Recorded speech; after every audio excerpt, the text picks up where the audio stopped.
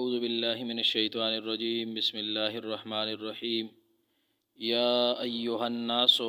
اے لوگو کلو کھاؤ مما ان چیزوں میں سے فی الارض جو زمین میں ہے حلالا حلال طیبا پاکیزہ ولا تتبعوا اور پیروی نہ کرو خطوات الشیطان شیطان کے قدموں کی، یعنی شیطان کے قدم بقدم نہ چلو۔ انہو بے شک وہ شیطان لکم تمہارا عدو مبین کھلا دشمن ہے۔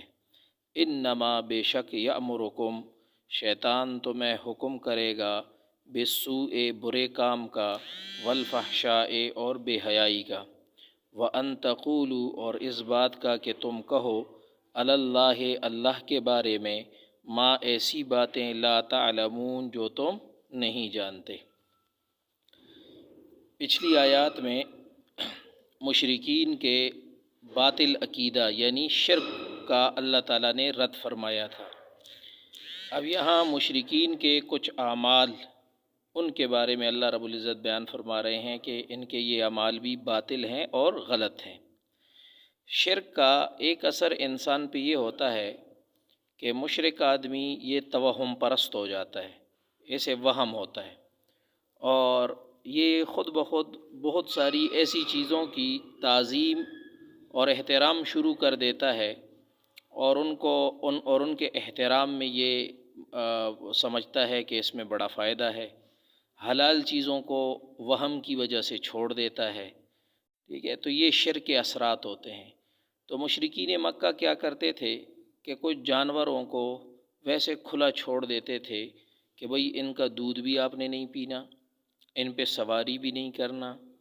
ان سے کھیت میں بھی کام نہیں کرنا، اور بس یہ آزاد ہیں۔ کیوں آزاد ہے جی؟ یہ فلاں بت کے نام پر آزاد ہیں۔ تو نہ لوگ ان کو ذبح کرتے تھے نہ کھاتے تھے اور بڑا احترام کرتے تھے اس کا کہ یہ جناب فلاں بت کے نام پر چھوڑا گیا جانور ہے۔ ٹھیک ہے جی، جس طرح ہمارے ہاں لوگ قبروں پر چادریں بچھا دیتے ہیں اور قبروں پر جناب چیزیں رکھ دیتے ہیں کہ قبر کے نام پہ وقف ہے، اور پھر لوگ اس کو ہاتھ لگاتے ہوئے ڈرتے ہوئے دا قبر والا شہدا تو اسی طرح یہ مشرکین مکہ بھی بتوں کے نام پر چیزیں وہ کر دیتے تھے، حلال چیزیں اپنے اوپر حرام کر دیتے تھے کہ ان کو ہم استعمال نہیں کر سکتے، یہ بتوں کے نام پہ وقف ہے۔ تو اس پر پھر جناب اللہ رب العزت نے ان سے فرمایا کہ اے لوگو یہ پاگل پن چھوڑو، جو شرعی چیزیں ہیں حلال ہیں پاک ہیں۔ ایک تو پہلی شرط اللہ نے کیا لگائی کہ چیز حلال ہو، مثلا جانور اللہ نے حلال رکھے ہیں، اناج اللہ تعالیٰ نے حلال بنائے ہوئے ہیں ہمارے لیے، اور پھل ہمارے لیے اللہ تعالیٰ نے حلال کر رکھے ہیں۔ تو جو بھی زمین سے حلال چیزیں اگتی ہیں، دوسرے وہ چیز حلال ہونے کے ساتھ ساتھ پاکیزہ بھی ہوں۔ ٹھیک ہے جی، مثلا مٹی ہے، مٹی تو بظاہر کوئی مٹی کو حرام تو نہیں کہتا، لیکن وہ مٹی کو کھاتا ہے نہیں کھاتا۔ یہ باہر جتنی گھاس ہے تو یہ گھاس حلال تو ہے لیکن انسان کے بدن کے لیے مفید نہیں ہے، انسان اسے کھائے گا بیمار ہو جائے گا۔ انسان کے لیے پاکیزہ غذا وہ ہوتی ہے جس میں کسی قسم کا انسان کے جسم کو بھی نقصان نہ ہو، اسی طرح جو ہے وہ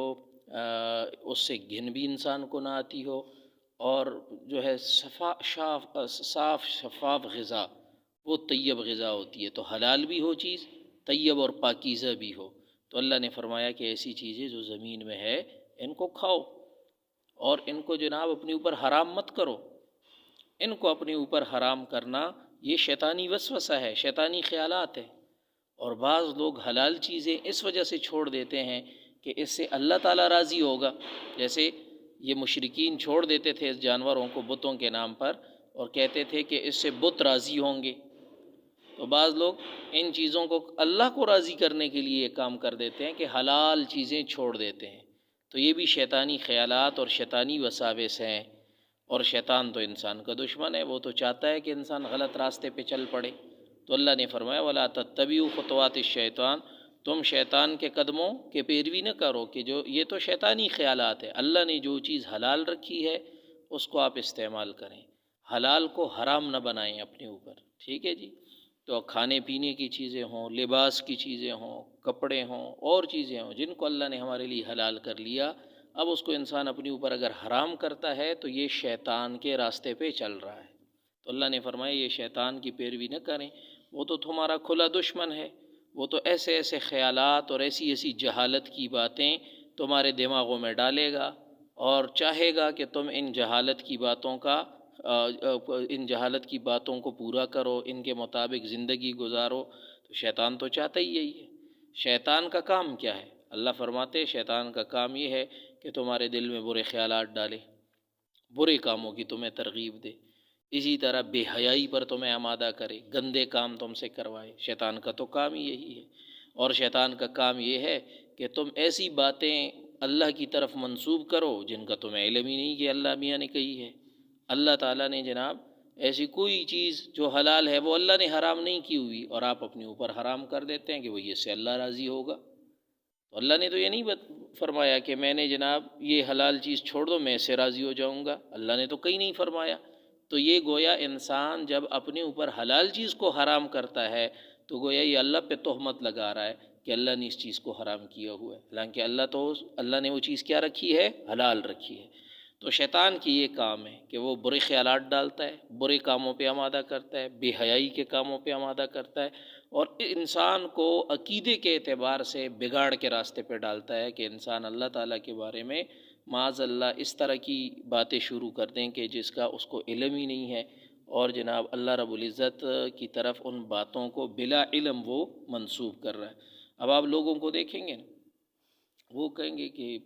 دین کا یہ حکم ہے، قرآن میں یہ آیا ہوا ہے۔ ان پڑھ آدمی ہوگا کہتا ہے قرآن کے دانا دل غلی، اب قرآن میں کہیں بھی نہیں آیا ہوتا، اس نے اب کہیں سے سنا ہوا ہوتا ہے، قرآن کی طرف وہ بات منسوب کر رہا ہوتا ہے۔ ٹھیک ہے، کئی دفعہ لوگ مجھ سے اس طرح کی بات کرتے ہیں کہ دیکھو قرآن کے رغلی، میں نے کہا قرآن میں کہاں آیا ہوا ہے؟ قرآن میں تو اللہ میاں نے کہیں نہیں فرمایا، لیکن جہالت کی وجہ سے دین کی بات پہ یہاں ہمارے ہاں رواج یہ ہے نا کہ ہر آدمی وہ دین کے بارے میں رائے ضرور دیتا ہے۔ ٹھیک ہے، اب ہم کوئی بیمار ہو تو چلو وہ تو ڈاکٹر کے پاس جائے گا، کوئی عمارت بناتا ہو تو اس میں انجینئرنگ کے رائے کا اعتبار، انجینئر کی رائے کا اعتبار کرے گا، لیکن دین ایک ایسی چیز ہم نے بنائی ہوئی ہے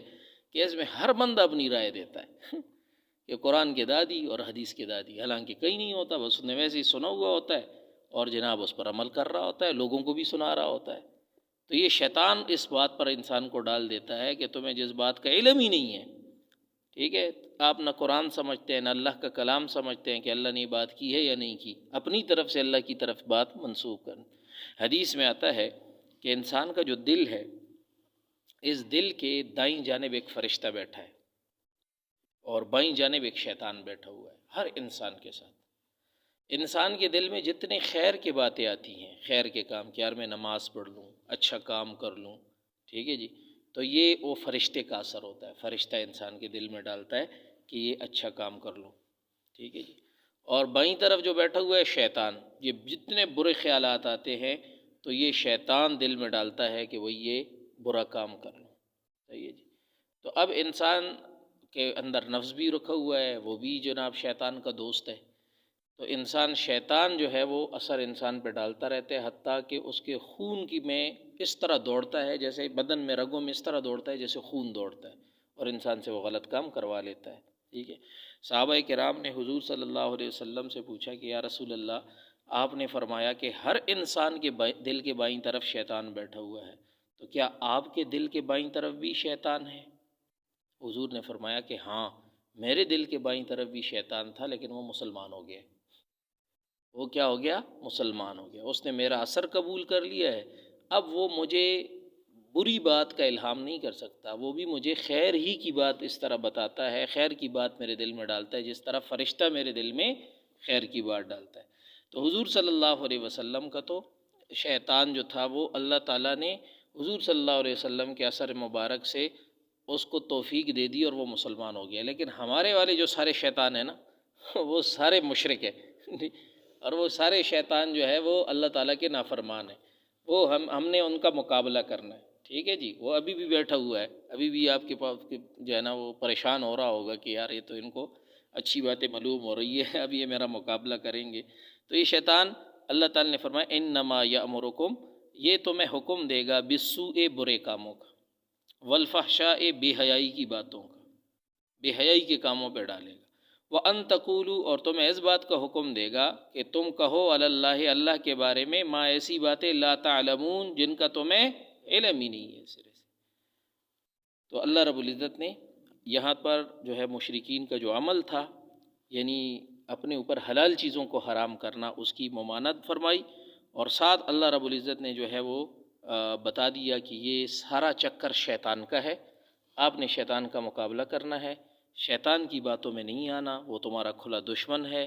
اور اس کا کام یہی ہے کہ تمہیں بری باتوں، برے کاموں پر، بے حیائی کی باتوں پر، بے حیائی کے کاموں پر، اور اللہ تعالیٰ کے بارے میں جھوٹ بولنے پر تمہیں کیا کرے۔ اچھا جی، حلال اور حرام کا منصب یہ صرف اللہ تعالیٰ کا ہے۔ اللہ تعالیٰ جس چیز کو حلال کر دے وہ حلال ہے، جس چیز کو حرام کر دے وہ کیا ہے، حرام۔ اللہ تعالیٰ کے سوا، اور اللہ نبی بھی جب بتاتا ہے، رسول بتاتا ہے کہ یہ چیز حلال ہے یا حرام ہے، تو وہ بھی اللہ سے لے کر بتاتا ہے، ٹھیک ہے جی۔ تو اس لیے اللہ کے علاوہ کسی مولوی صاحب کو، کسی پیر صاحب کو، ٹھیک ہے جی، اور کسی امیر صاحب کو یہ اختیار نہیں ہے کہ اللہ کی حلال کی ہوئی چیز کسی پر کیا کر دے، حرام کر دے،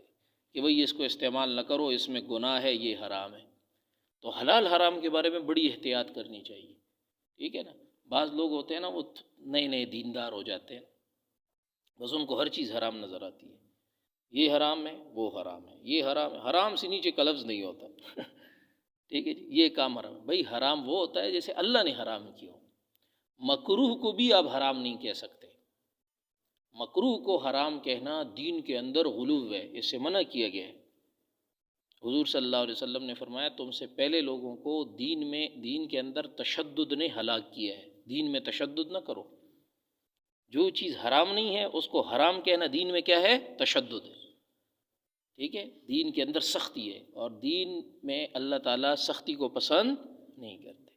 ہر چیز، ہاں جو حرام ہے، جسے اللہ نے حرام فرمایا اس کو حرام کہو، ٹھیک ہے، جس کو اللہ نے گناہ فرمایا اس کو گناہ کہو۔ دین کا اپنا مرتبہ، جو چیز مکروہ ہے اس کو مکروہ کہو، جو خلاف اولا ہے اس کو خلاف اولا کہو، ٹھیک ہے جی۔ اسی طرح کوئی چیز سنت ہے اور آپ اس کو فرض بنا دیں، ٹھیک ہے جی، اور یا کوئی چیز واجب ہے اس کو بندہ فرض بنا دے، بلکہ بعض اوقات لوگ مستحب پر ڈنڈا اٹھا لیتے ہیں اور جناب اس کو فرض بنا دیتے ہیں، تو یہ بھی دین میں کیا ہے، غلو ہے، تشدد ہے۔ جو چیز گناہ نہ ہو، منکر نہ ہو، اس پر نکیر کرنا، اس پر لوگوں کو ڈانٹنا اور اس پر لوگوں کو جناب برا بھلا کہنا، یہ خود گناہ ہے، یہ خود کیا ہے، گناہ ہے۔ مثال کے طور پر آپ کے سامنے کوئی بندہ مسجد میں داخل ہوا بائیں پاؤں سے، تو مسجد میں کون سے پاؤں سے داخل ہونا سنت ہے، دائیں۔ یہ ادب ہے، ادب یہ ہے مسجد کا کہ آپ دائیں پاؤں سے داخل ہو۔ لیکن دوسرا داخل ہوا اور آپ نے لٹ اٹھا لی، تا طریقہ نہ دلسی جمعیت کے دن نہ تو دس چکنا نہ ہوتی وہ پشا بہرن نوازا صحیح، اور اس کو جناب ایک تھپڑ دو بھی لگا دیے، تو یہ خود گناہ ہے، جو کام آپ نے کیا یہ گناہ ہے۔ کیونکہ ادب جو ہے اس کو آپ سکھائیں گے ترغیب سے، اس کو تنہائی میں بٹھائیں، اسے کہیں کہ صحیح افضل طریقہ یہ ہے کہ آپ دائیں پاؤں سے داخل ہوں گے تو اس پر اللہ آپ کو اجر دے گا۔ تو جناب آداب کی کیا دی جاتی ہے، ترغیب دی جاتی ہے، آداب پہ مارا اور ڈانٹا نہیں جاتا۔ اگر آداب پہ آپ ماریں گے، ڈانٹیں گے تو یہ دین کے اندر تشدد ہے، دین کے اندر کیا ہے، تشدد۔ تو مشرکین میں یہ تشدد پیدا ہو گیا تھا کہ وہ اللہ کی حلال چیزوں کو اپنے اوپر کیا کر دیتے تھے، حرام کر دیتے تھے، تو اللہ تعالیٰ نے اس سے منع کیا ہے۔ تو اللہ رب العزت ہمیں دین کی صحیح فہم عطا فرمائے، دین کی صحیح سمجھ عطا فرمائے کہ جو چیز فرض ہے اس کو فرض کے درجے میں رکھیں، جو حرام ہے اس کو حرام کے درجے میں رکھیں، جو مکروہ ہے اس کو مکروہ کے درجے میں، واجب کو واجب کے درجے میں، سنت کو سنت کے درجے میں، ٹھیک ہے جی۔ تو یہ دین کا یہ لحاظ رکھنا یہ بڑا ضروری ہوتا ہے، اور یہ ہوتا ہے علماء کا کام۔ راسخ علماء نا ان کو پتہ ہوتا ہے دین کی حدود کا، ورنہ ہر بندے کو دین کی حدود کا پتہ نہیں ہوتا کہ میں نے جناب تبلیغ کس طرح کرنی ہے، میں نے حرام کے اوپر کس طرح نکیر کرنی ہے، میں نے مکروہ کے اوپر کس طرح نکیر کرنی ہے، عموماً ہم سے کیا ہو جاتا ہے، حد سے تجاوز ہو جاتا ہے، تو بجائے ثواب ملنے کے الٹا ہمیں کیا ہو جاتا ہے، گناہ ہو جاتا ہے۔ اللہ رب العزت عمل کی توفیق نصیب فرمائے۔ سبحانک اللہم و